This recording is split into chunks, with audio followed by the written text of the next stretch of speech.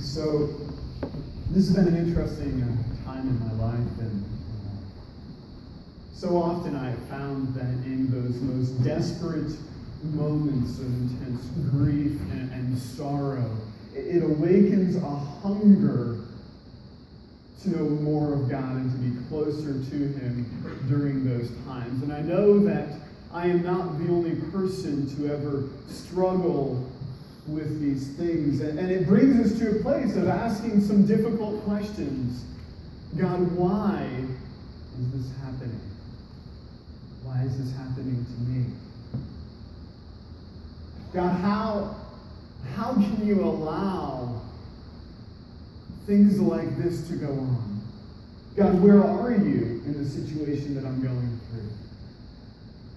These are some of the most difficult questions that we ask at the most difficult times of our life, and it is worth turning to the pages of Scripture to there find the answers to those questions. And let me tell you that there's not a single one of those questions that you will not find asked within the Bible itself. It is not as though we come to church and church is just a place for people who have it all figured out, and we go to a God who looks at us in these questions and be like, honestly, I don't know what you're talking about. And so before we start into all of that, if you could consider this maybe the prelude to the series God the Broken, I think it is helpful to go back and start at the beginning. So if you have a Bible with you, open up to the first verse of the first book, Genesis chapter 1, verse 1. You hit Revelation, you've gone too far.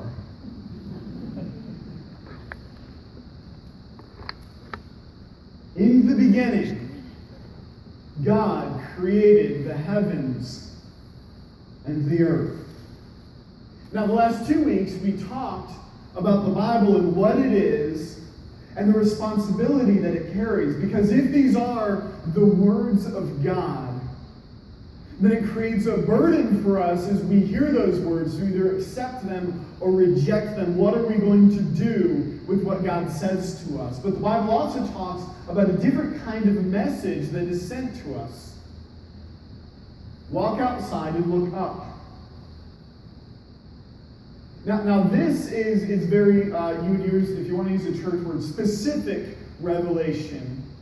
But the created world around us, the fact that the universe exists in everything that God made, that is a different kind of a revelation about God to us. In the book of Psalm chapter 19, it talks about this, how even without words, what God has made speaks to us today.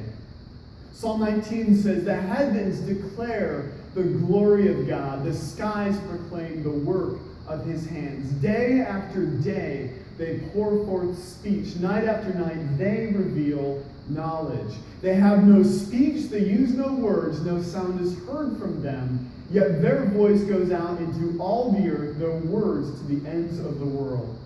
And so he says here that through what God has made, he is giving a message to us that isn't requiring any kind of translation into another language, that every people and every culture and every nation through all of the history have been given this message simply by going outside and looking up, or looking down at the plants around them and the animals and everything it is that God has made. They are declaring the glory of God. And even more so, not just do they declare his glory, but we will be held responsible before God for either listening to this message or rejecting it. In the book of Romans, he talks about this concept in the first chapter. He says, the wrath of God is being revealed from heaven against all the godlessness and wickedness of people who suppress the truth by their wickedness. So he begins with saying that God will judge everyone who ignores the truth. What truth is that? Since what may be known about God is plain to them, because God has made it plain to them. For since the creation of the world, God's invisible qualities, his eternal power and divine nature, have been clearly seen, being understood from what has been made so that people are without excuse. Now, people may come to God, and maybe there are plenty of people alive in the world today who have never heard the name of Jesus, or maybe they've never been to a church service or opened the pages of that book. And even so, God says, you're going to be held accountable on that day as you stand before me, because I'll say, look at all that I've made. I've made it plain to you.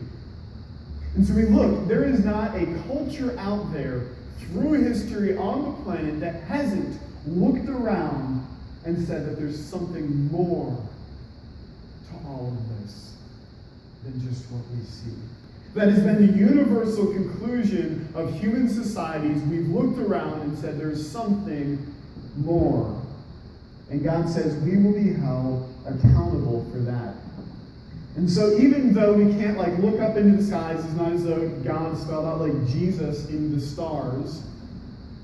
There are some things that this general revelation about God cannot tell us.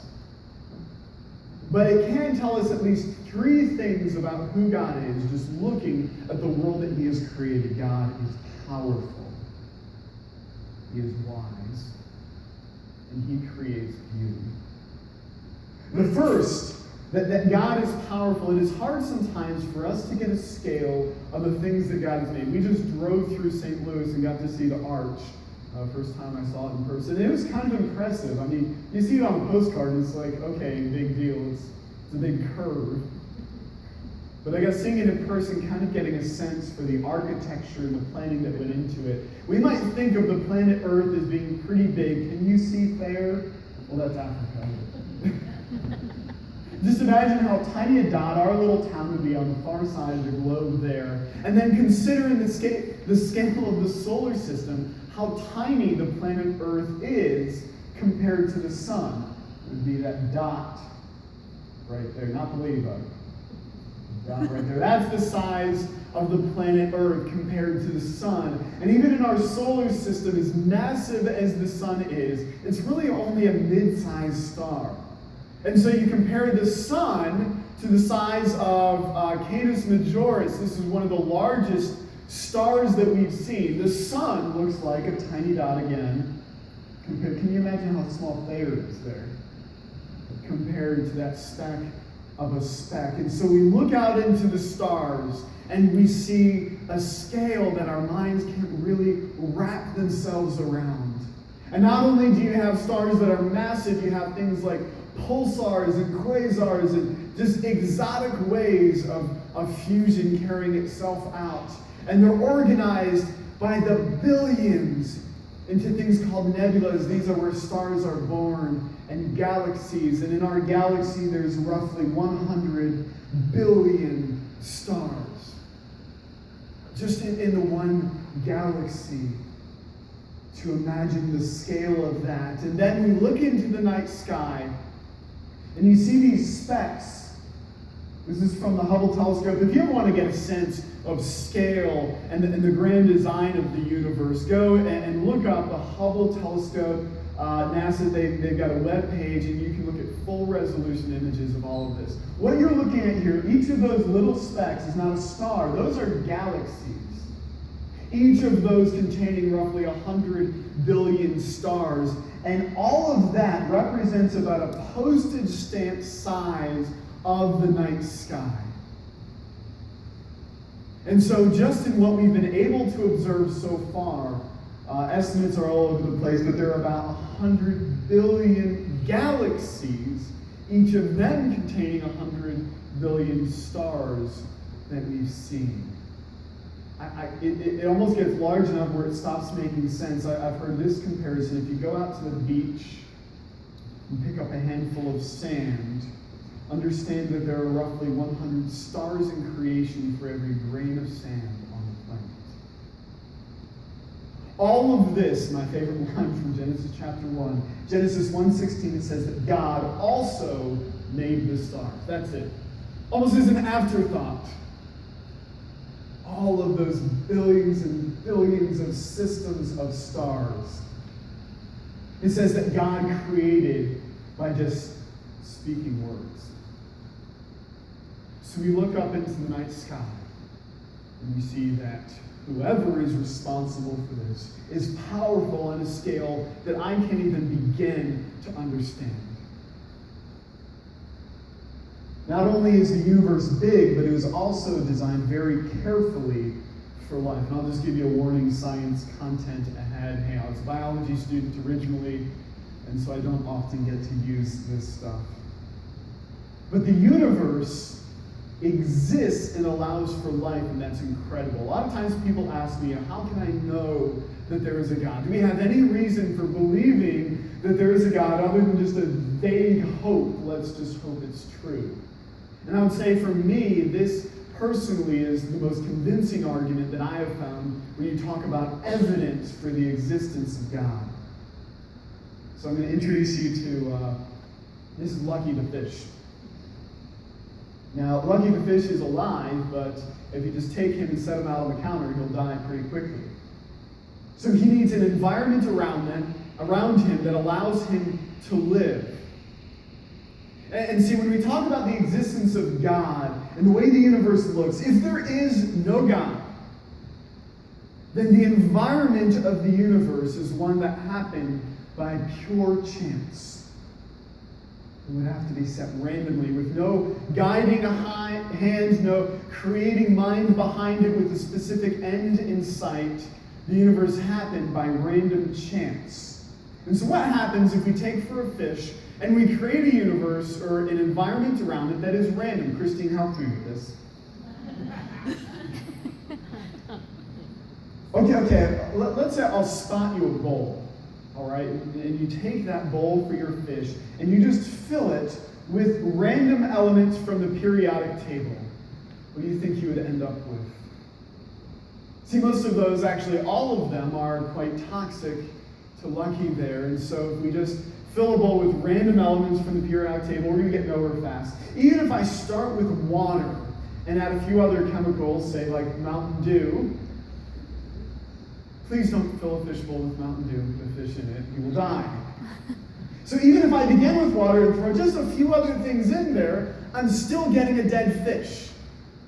It needs water with just the right amount of oxygen. But even if I spot you and say, okay, we're not even going to choose what's in the bowl at random, let's just set the water to a random temperature. And so take the water and heat it, and choose anyone on a scale from 0 to infinity, pick a random number, and that will be the temperature of the water. Well, if you go too low, you're going to have an ice cube. And if you go a little bit too high, you're going to have dinner and not a pet. And if you think on a scale of 0 to infinity that you're picking a random number, pretty quickly you get temperatures where you're getting a bomb and not a suitable environment for Lucky at all. In fact, if you think of all of those possible numbers that we could have picked, there's this tiny little window where the water is just warm enough, but not too warm, that would allow the fish to live. I hope you're following me so far. And so if I have before you a live fish, can we say that I arrived at that through a random process? No. There are literally infinite odds against it. If I'm just using a random number generator from 0 to infinity, there is no way possible for it to arrive at just the right value to allow for the fish to live. So what happens when we look at the universe around us? It is governed by these laws of physics, and they're described by equations. Don't worry, there's not going to be a test on this. I just got the flashbacks to high school tests. So the universe, it has these laws of physics, and they're described by equations. And in those equations, this is one for gravity, we find these constants. And G, and that's just a number, 6.674, that just describes how strong gravity is. And what's been baffling to us as we look at it is that it's just a number. Why is it 6.674? It could have been 7. It could have been 1. It could have been 1 billion. Why is the force of gravity just that value if the universe was created without any real purpose? It could have been anything, and yet it just so happens to be the exact value that allows for planets to form, for stars to exist. And so just like for the fish, in the range of possible temperatures, there's only a tiny fraction of that is a livable temperature. We look at the universe around us, and we have these things like the nuclear strong force. If it was 2% weaker, you would have a universe with only hydrogen.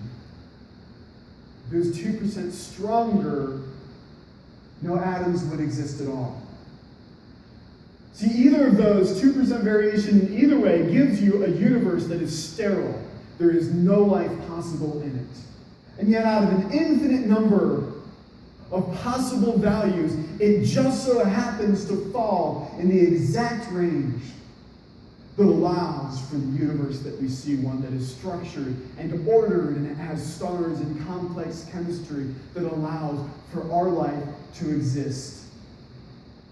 Depending on who you ask, there are between 5 and 1 dozen of these equations that have the values following just so in the tiniest sliver that allows for life as we know it to exist. What are the odds of that?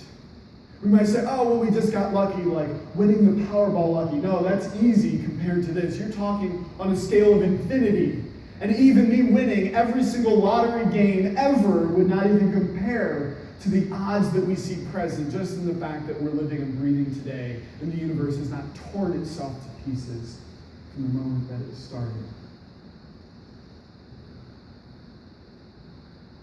So when you say, well, how can I know that there is a God? What evidence do we have of it? Look up. Look up and ask yourself if a random process would arrive at life. Jeremiah 10:12. But God made the earth by his power. He founded the world by his wisdom and stretched out the heavens by his understanding. We look around at this world that God has made, and it is baffling. The wisdom required to build that. And so we look around us, and it's not just in the laws of physics. You look at the smallest scale, and here's a chemical reaction set in the simplest of cells. This just describes what the chemical reactions look like required for life to exist. If I were to describe all of the things that go on in a cell, it would fill all of the walls in this sanctuary. Even the simplest form of life is so complex, we are just beginning to scratch the surface. That we look at that, and as scientists, sometimes it's almost like a pig staring at a cell phone trying to figure out what is going on inside of it. And we look a little bit larger, and we find working inside the cell things that can only be described as machines. This is a flagellum inside of a bacteria, and it works essentially like an outboard motor. It has things like a drive shaft. And we find these workings on a scale that we can't even begin to match.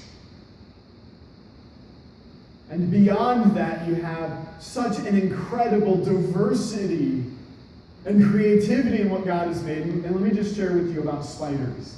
Anybody else love spiders?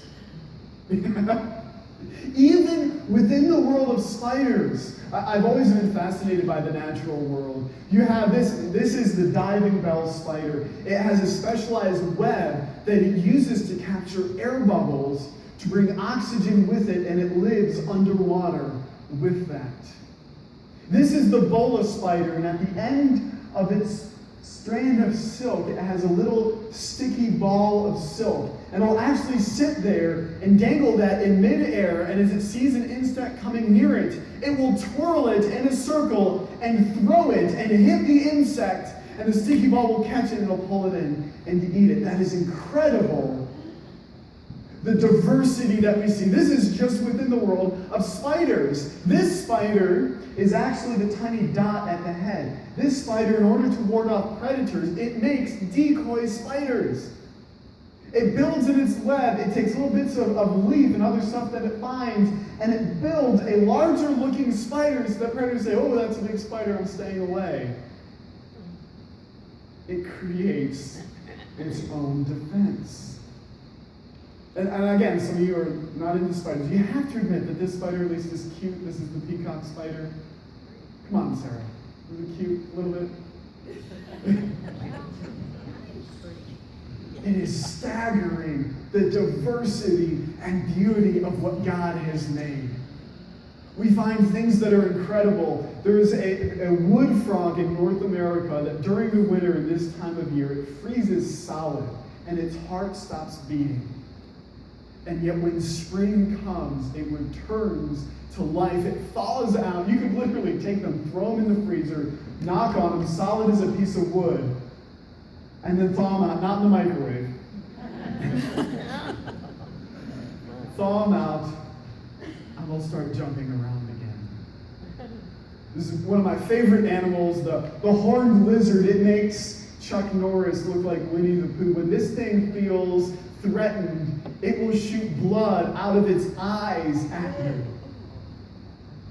That's hardcore. It will stab you with its own ribs. If you get closer than that, it'll literally poke its ribs through its skin and stab you with them. I don't know anybody. I would just be pretty freaked out in general if somebody started shooting blood out their eyes at me. I'll leave you alone then. And this is the narwhal. I mean, why is this even a thing? It's like God said, you know what, because I'm God, I'm going to put a unicorn horn on a whale. I actually convinced a student one time that they're a fictional animal. We look around us and we see that it is beautiful. And it doesn't have to be. I mean, look at what humans create. Go to a strip mall, and I can tell you that in order to be functioning, things do not have to be beautiful. You look at what mankind creates, and it's not like, people go to downtown Memphis to marvel at the creativity of man.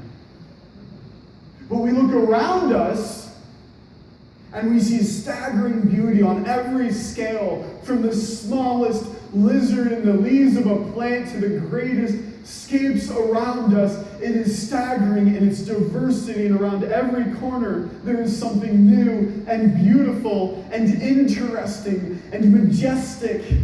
And it takes our breath away when we look at the skies and realize that the God who painted all of this, when he got to his pinnacle, the high point of his creation, it's us. Us.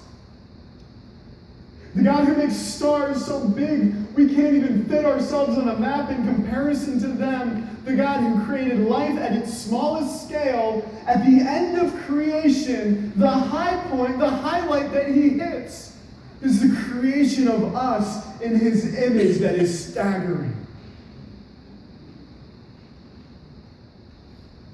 I love talking to other people who are workmen, and they always show off a little bit the things that they make. I met Miss Kathy's son, and he showed me a few of his sketches, and I showed him my Bible. And it is incredible to think that if you were to go into the workshop of God, and we were to show you, like, here's the narwhal, and I made the platypus just for fun, that on the center pedestal of all of that, it's like, I imagine there's some guy named Earl, and what's up? Really? It's us. And in thinking about that and trying to wrap our minds around that, the writer of Psalm chapter 8 says this: when I consider your heavens, the work of your fingers, the moon and the stars which you set in place, what is mankind? That you're mindful of them, human beings, that you care for them. I mean, you look out into the stars and you say, God, in all that you've made, how could you possibly care so much about us? And not just that he minds us.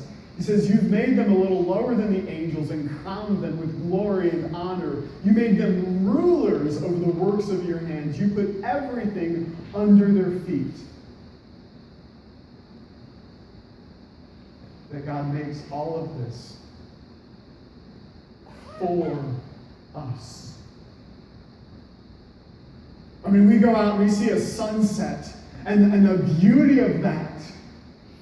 And again, as a biology student, I think of the beauty of the retina that even receives those images and the brain that processes it. All of that is for us.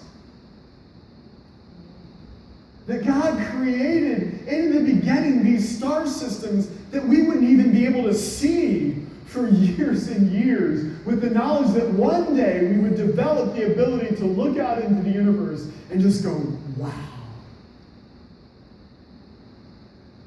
And he put us in charge of it. And so I tell you this morning, there is only one appropriate response to all of this, and it is worship. That before we get to thinking that we're all big and bad because we've got iPhones, that we are to consider the God who makes all of this with words, and how incredible and staggering it is that he places his love and his value in us. And so we are to join with the writer of the Psalms and say, God, who am I? Who am I that you look at me and say that I am more valuable to you than all of this? So as we close out in a song of praise, and it has some images of the different things that God has made, that is the only appropriate response. Say, God, you created me. You breathed life into the dust in your image. And so I return that breath in praise to you. Let's pray.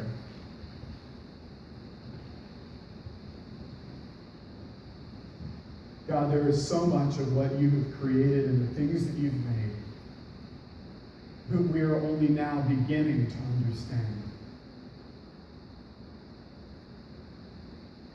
God, it is overwhelming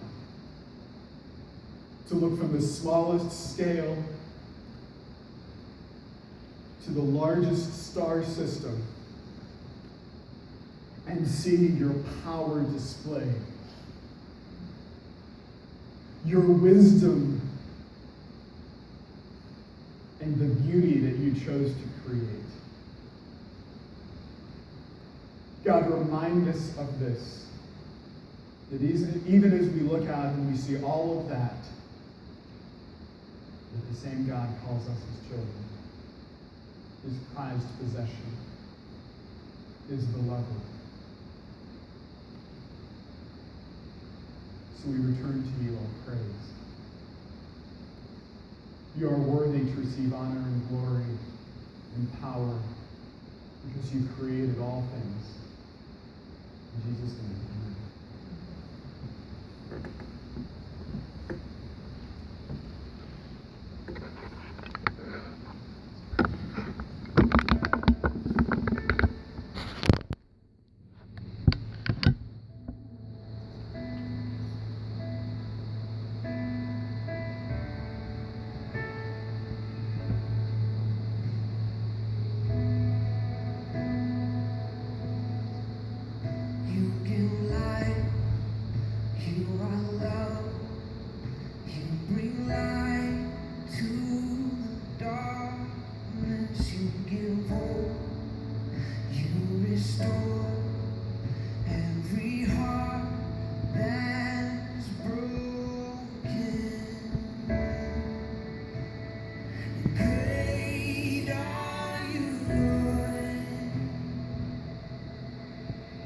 It's your breath in our lungs, so we pour out our praise. We pour out our praise. It's your breath in our lungs, so we pour out our praise to you, holy.